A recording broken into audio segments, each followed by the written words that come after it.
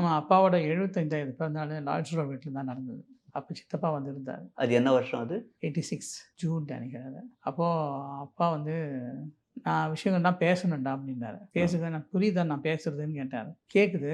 நீங்க பேசுங்க" அப்படின்னாரு. அப்பா அவரு நேற்று ஃபோன்ல இங்க இல்லாதபோது என்னென்ன நடந்தது, அந்த விவரம் முழுக்க சொன்னாரு அவர். எல்லாத்தையும் கேட்டாரு. அப்புறம் அப்ப அந்த கிருஷ்ணசுவாமியோட பதவியிலேருந்து எடுத்திருந்த டைம் அது. அதெல்லாம் சொன்னாரு. "அவன் மேல எதுவும் தப்பு இல்ல.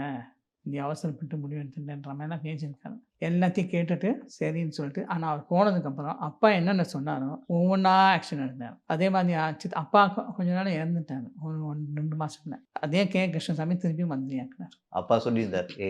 இந்த தப்பு அப்படின்னு. அந்த பேச்சு எவ்வளோ கிட்டத்தட்ட ஒரு 2 மணி நேரம் பேசியிருப்பாங்க. 2 1/2 மணி நேரம் பேசினாங்க 2 பேரும். அது எப்படி அவர் புரிஞ்சுக்கிட்டாரு? அவர் அந்த டைம்ல எம்ஜிஆரோட பேச்சு அவ்வளவா புரியாது. இல்ல சிலது ஆக்ஷன்லயே சொல்லுவாராம். "செல்வி மேல தப்பு இருக்கா தெரியலன்னாரு. ஒரு தப்புன்னாரு. பிரசிடென்ட்க்கு லெட்டர் எழுதினது அப்படின்னு. அப்படின்னு எம்ஜிஆர் சொன்னாரு.